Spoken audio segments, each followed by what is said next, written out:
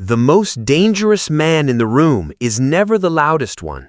He is the one sitting quietly in the corner, nodding slowly, asking simple questions, making small mistakes on purpose, laughing at himself before anyone else can.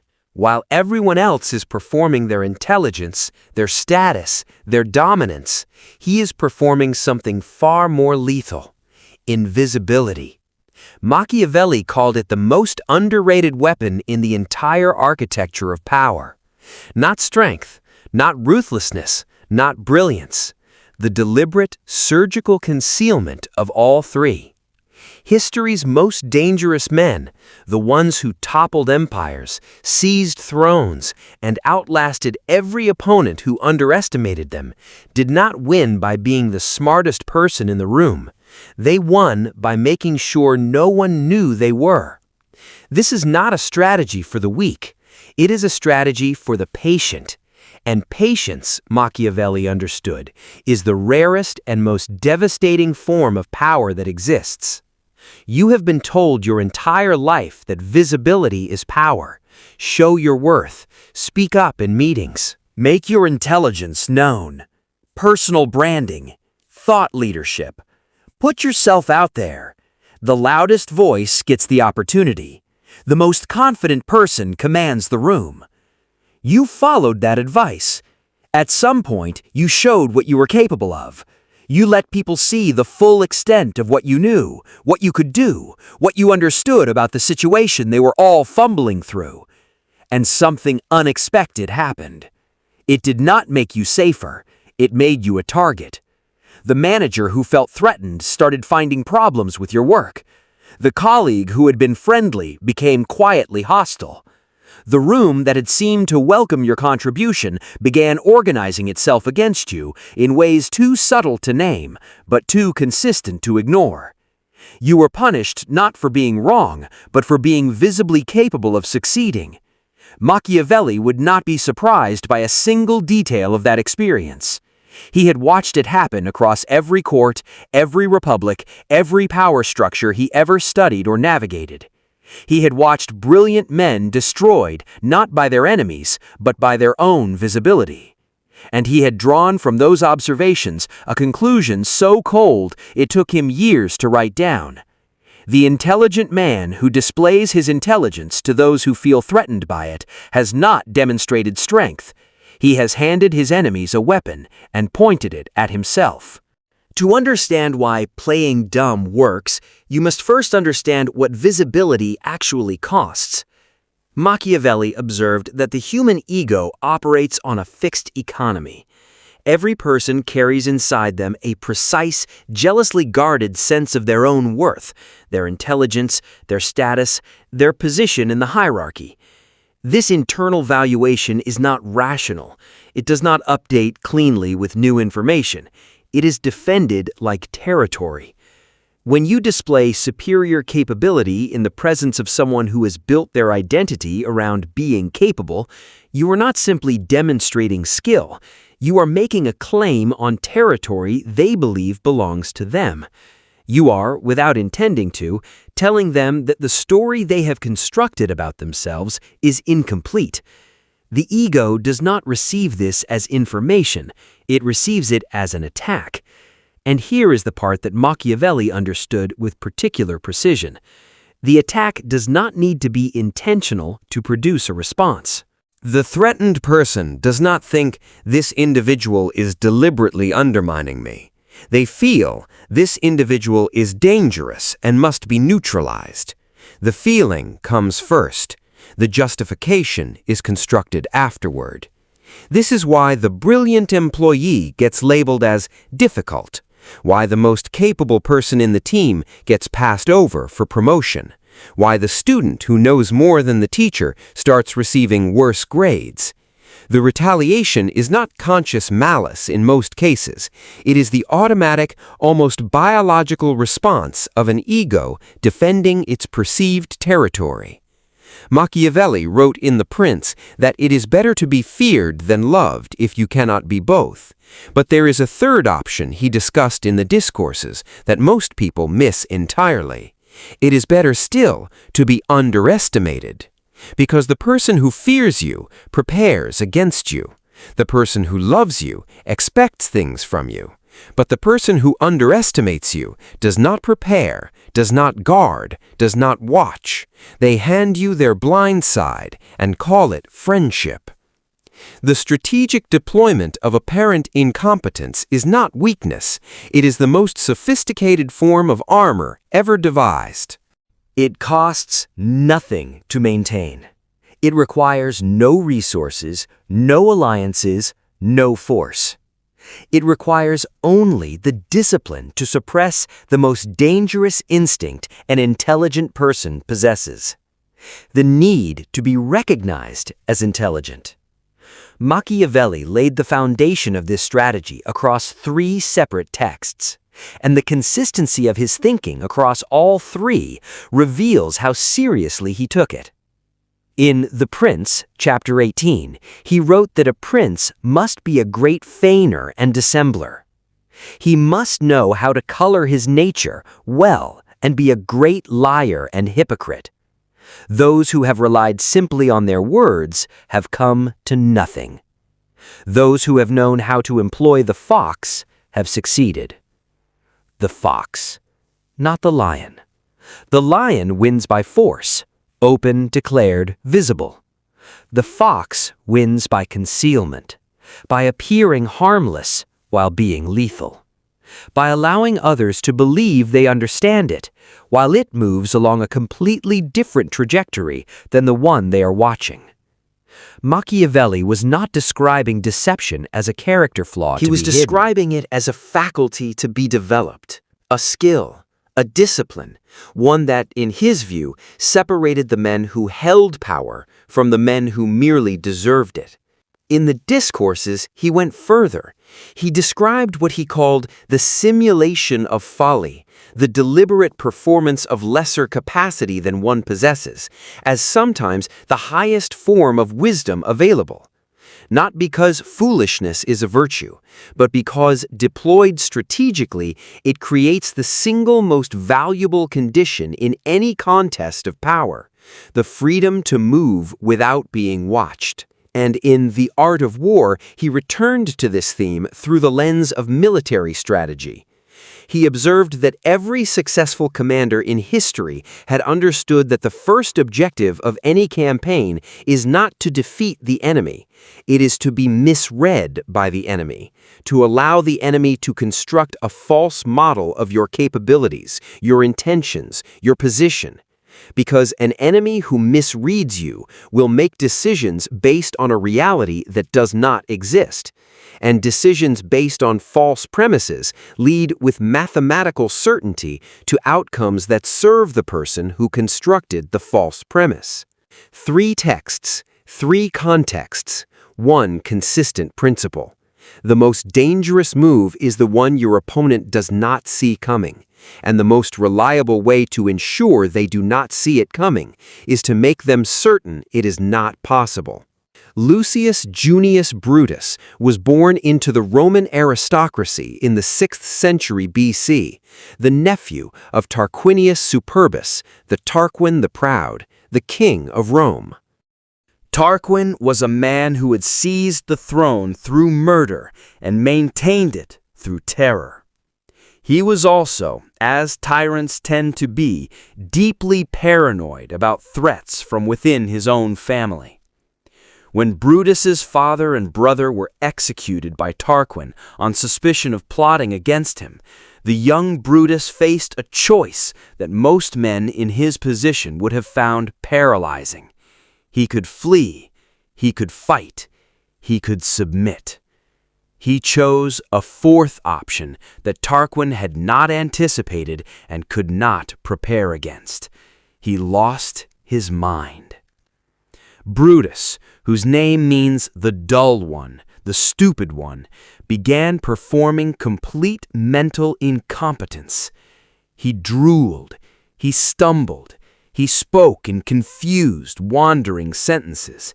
He allowed himself to be treated as a household joke, a harmless idiot kept around the court as a curiosity and an entertainment. He accepted humiliation without reaction. He answered questions with nonsense. He appeared to understand nothing. Tarquin, satisfied that this particular nephew posed no threat whatsoever, stopped watching him. For years, Brutus maintained the performance, not slipping once, not allowing a single moment of genuine reaction to break through the mask. While the court laughed at the drooling fool in the corner, the drooling fool was watching everything, cataloging every weakness, every alliance, every pressure point in the structure he was pretending he could not understand. When the moment arrived, when Tarquin's son committed an act so outrageous it fractured the court's loyalty, Brutus dropped the performance without warning. He stood up in the Roman assembly and delivered one of the most precise and devastating political speeches in the history of the Republic. He named every crime, every grievance, every structural failure he had been silently cataloging for years. He called for the end of the monarchy. The court that had laughed at him for a decade sat in stunned silence. Rome became a republic. Brutus became its first consul. Tarquin died in exile. Machiavelli cited Brutus directly. He wrote that it was necessary for Brutus, wishing to recover the liberty of Rome, to simulate madness. The simulation was not weakness, it was the architecture of the entire strategy. Without it, Brutus would have been executed like his father. With it, he outlived the regime that killed his family and dismantled it from the inside. 13 centuries after Brutus, on the other side of the world, a Chinese military strategist named Sima Yi was executing the same doctrine with even greater precision and even higher stakes. Sima Yi was arguably the most brilliant military mind of the Three Kingdoms period in Chinese history. He had served the Wei Kingdom for decades, demonstrating a strategic intelligence so obvious that it created the exact problem Machiavelli had identified. His employer, the regent Cao Shuang, was a man of significant power and negligible intellect, who had correctly identified Sima Yi as the most dangerous mind in the kingdom. Cao Shuang could not execute him. Sima Yi's reputation and his alliances made that too costly. So he did the next best thing. He stripped him of his military command and forced him into retirement, keeping him under surveillance through informants who reported on his condition. Sima Yi understood the situation with complete clarity. He could not fight Cao Shuang openly. He could not flee. He could not negotiate. Every visible move he made would be interpreted as a threat and would accelerate his destruction. So he made himself invisible through the oldest and most effective concealment available. He made himself appear to be dying. When Cao Shuang's spy arrived to assess his condition, Sima Yi received him from a sickbed, barely able to lift his head. He confused the spy's name. He spilled his medicine down his robes and appeared not to notice. He spoke in the wandering, disconnected fragments of a man whose mind was going. He appeared so completely destroyed, physically and mentally, that the spy returned to Cao Shuang with a report that removed every remaining concern. The old man was finished. No threat, no capacity, no time left. Cao Shuang relaxed. He stopped watching. He went on a hunting trip, a multi-day journey from the capital, taking his personal guard with him. Sima Yi rose from his sickbed, gathered his forces, seized the capital, arrested Cao Shuang's allies, and executed them before Cao Shuang had returned from his hunt. When Cao Shuang came back to find the city in the hands of a dying old man, the old man was sitting in his chair, perfectly composed, eyes completely clear. The performance had lasted years. The coup took hours. The Sima family went on to found the Jin dynasty, which ruled China for over a century. Cao Shuang's line ended with him. This is the mathematics of the strategy at its most precise. Every year Sima Yi spent performing helplessness was an investment.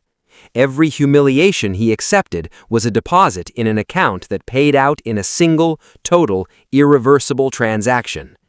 Machiavelli would have recognized every beat of it. The most personal case study is Machiavelli himself. After his torture and exile from Florence in 1513, Machiavelli spent years performing a version of this strategy that he would later formalize in his writing. Stripped of his position, suspected of treason, watched by Medici informants, he did not attempt to defend his reputation. He did not lobby publicly for reinstatement. He did not challenge the narrative that had destroyed his career. He disappeared into it. He wrote letters to former colleagues that were carefully calibrated to sound like the letters of a broken, harmless, politically finished man. He described his days in language designed to communicate irrelevance, the petty disputes with merchants, the card games with butchers, the small indignities of rural exile. He performed defeat so thoroughly that his surveillance became cursory. And in the space that performance created, in the gaps where no one was watching carefully because they were certain there was nothing worth watching, he wrote The Prince, the discourses, the work that would outlast every man who had destroyed him. He even sent The Prince to the Medici, framed humbly as a gift from a finished man who merely hoped for small consideration. The Medici ignored it. They could not see what it was, because he had made himself too small for them to look at carefully. The humility was the camouflage, the book was the weapon. He died without seeing the full impact of what he had built, but he understood the strategy he had lived. In his own words, he wrote that it is necessary to know how to disguise this characteristic well, and to be a great pretender and dissembler. Men are so simple and so ready to obey present necessity that one who deceives will always find those who will be deceived. He was, in the end, writing about himself, about what he had learned by living inside the strategy rather than simply observing it. Now bring this to your own life. You are not in a Roman court. You are not navigating a military coup in 3rd century China. But the power structures you move through every day operate on identical logic. The office where the most visibly capable person is the first to be resented. The social circle where the one who knows the most is the first to be excluded. The family system where the one who sees through the dysfunction most clearly is labeled the problem. Same mechanism, different stage. The question Machiavelli is asking you is this: how much of your energy have you spent on visibility when you should have been spending it on position? Because visibility and position are not the same thing. Visibility is being seen. Position is being placed. And the most dangerous mistake an intelligent person makes is assuming that being seen for what they are is the same as being positioned where they need to be. Brutus was not trying to be recognized as the most capable man in Rome. He was trying to survive long enough to be standing when the structure collapsed. Sima Yi was not trying to demonstrate his military genius to Cao Shuang. He was trying to remain alive and free until the moment his genius could be deployed without opposition. Both men understood something that most intelligent people never learn, because it requires the suppression of the deepest instinct a capable person has. Your capability is not the point. The outcome is the point. And sometimes, often, the fastest path to the outcome requires making everyone around you completely certain that the outcome is beyond your reach. Think about the situations in your own life where this applies.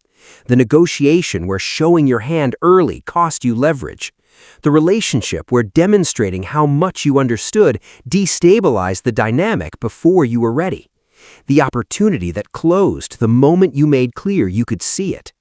You were not defeated by circumstance in those moments. You were defeated by visibility. The concealed weapon wins every time. Machiavelli's most underrated strategy is not complicated. It does not require unusual gifts or resources or connections.